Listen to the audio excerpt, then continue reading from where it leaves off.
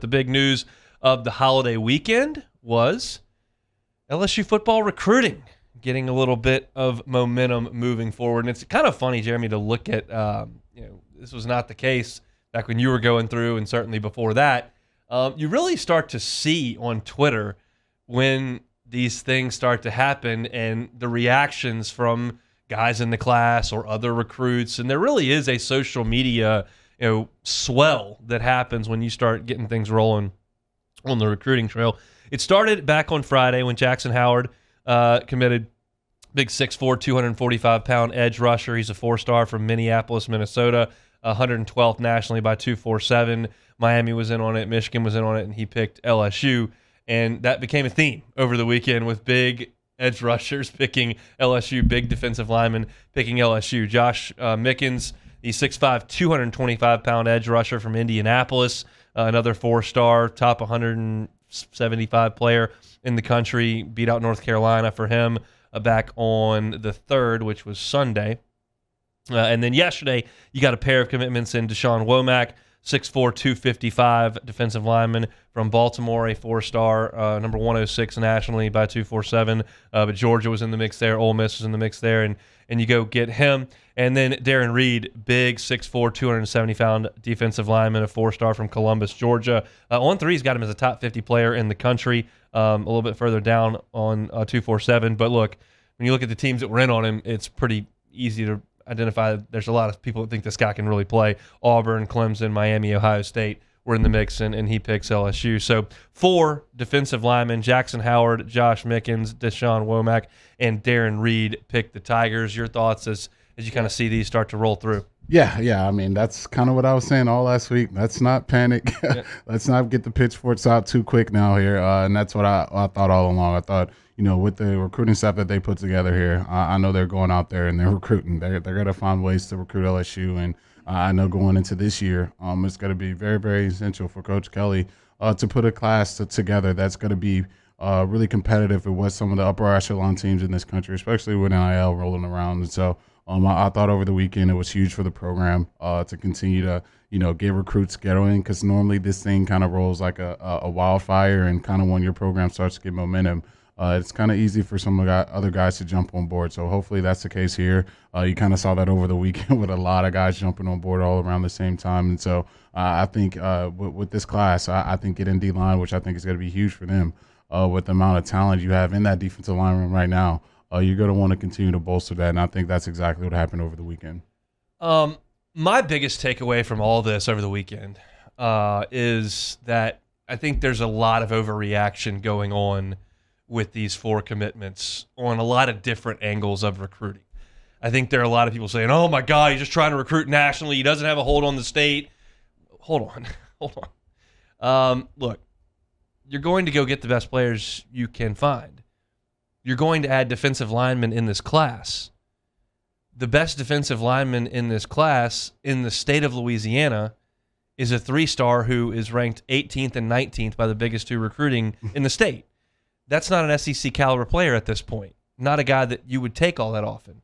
You got to have defensive linemen. There aren't any in the state. So easy now on that. He's only recruiting nationally. He can't recruit Louisiana. I think there's also a little bit of interaction on, he's got to build it from the defensive line. And hold on, I think it's a little bit of a coincidence that they were all defensive linemen. It's not like a draft where you took them with your first 4 picks, you went defensive line. You can't necessarily determine when these guys are going to commit. It just so happens that 4 of the commitments in this class happened on a weekend, and all of them were on the defensive front. And I don't think that's not to say that Brian Kelly doesn't care about the defensive line, or that it's wrong to say that he wants to build a strong defensive line. Of course he does. I just think it was a little bit of a coincidence that all these guys happen to be edge rushers, and maybe you see Darren Reed kick down and play inside, which I think he's probably a tackle here. But I think basically this is all just a huge coincidence that it all happened on one weekend, but it's a really good thing for LSU to kind of get that ball moving. I mean, it was reasonable to look at LSU's recruiting class and go, man, this is a little thin right now. I mean, that was a reasonable take. It didn't mean that they couldn't fix it or that there was no chance or that the staff couldn't recruit or any of that. It was a little thin. And to add those 4 guys over the weekend, 4 big time prospects that are looked at by Miami and Michigan and Georgia and Auburn and Clemson and Miami, you added some really good size on your defensive front, and I think it's a good thing to get the ball moving with momentum. You saw a lot of LSU's current commits reacting to this kind of stuff. BK takeover was kind of trending on Twitter and whatnot. And, it moved LSU's class up to number 15 by 247. So you're essentially right now where you're supposed to be, and got a lot of work to do because there's a whole class to fill out here. But this is a really good weekend for the Tigers. No, it's a huge weekend, and I think there's still a lot of those guys in the top 10. I think that they're still in the state of Louisiana who haven't made a decision yet. And I think as stronger this class gets, I think the better it is. Gets your chances to land some of those other guys. But yeah, I thought all along not to panic with this whole thing. It's so much time between now and signing day. There's so many visits that have yet to be taken. We haven't even played a game in the fall yet. So many of these kids in these classes have to go to some of these games in the fall in Death Valley. It's just so much things that have not yet to happen. But I think for Coach Kelly to get this recruiting class, it seems to be a little national for now, but a lot of guys in this state that still haven't made their mind up yet, and I think this definitely helps the case with that. Exactly. That's my next point exactly. I mentioned that it's overreacting, that, it's so national, not Louisiana, it's overreacting. Oh, he only wants defensive line. Like, I think those are just kind of, that's a coincidence. What I don't think is a coincidence, and what I do think is a real thing in this day and age in recruiting, and you can speak to it better than anybody, and we'll get to your personal experience here after I make this point. Momentum in recruiting is a real thing in this social media age.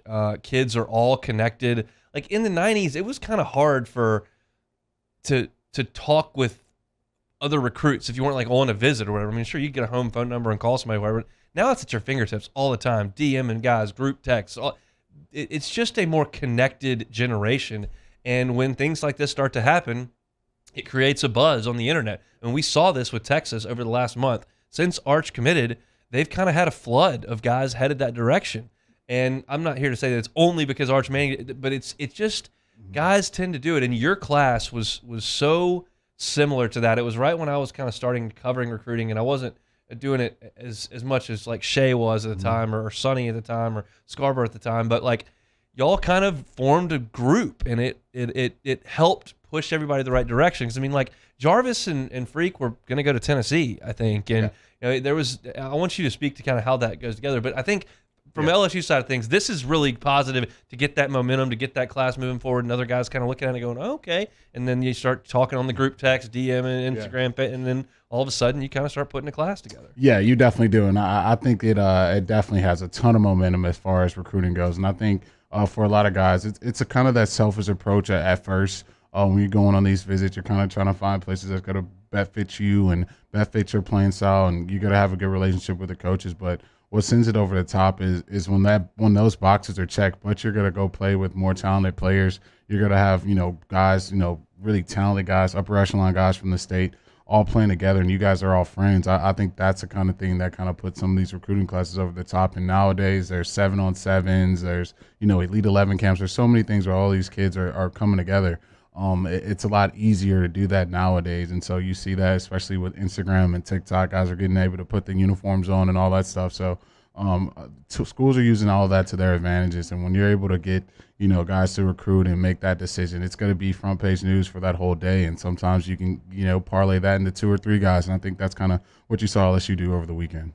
There's no doubt, and it just the world is just so much smaller than it used to be because of the fact that we have so many ways to communicate right at our fingertips all the time. And obviously these 17-year-olds are all about that all day, every day. And so I think it's just it hopefully will lead to LSU continuing that momentum and maybe picking up a few more commitments here over the next couple of weeks. That's certainly what time it is on the football calendar, to try to fill out as much of that class as you possibly can before you got to report to camp and worry about winning football games. Right now, worried about putting a team together, building a program. And Brian Kelly got a lot of really good news, and it came from Minneapolis, and it came from Indianapolis, and it came from Baltimore, and it came from Georgia. But he went out and got some really good players because the state, for whatever reason, is not producing a lot of great defensive linemen in this class. Usually, it's a hotbed for really good defensive linemen. Thanks so much for watching Hunt Hill on YouTube. Now do us a favor. Hit the red subscribe button below and throw us a like. We'll see you next time.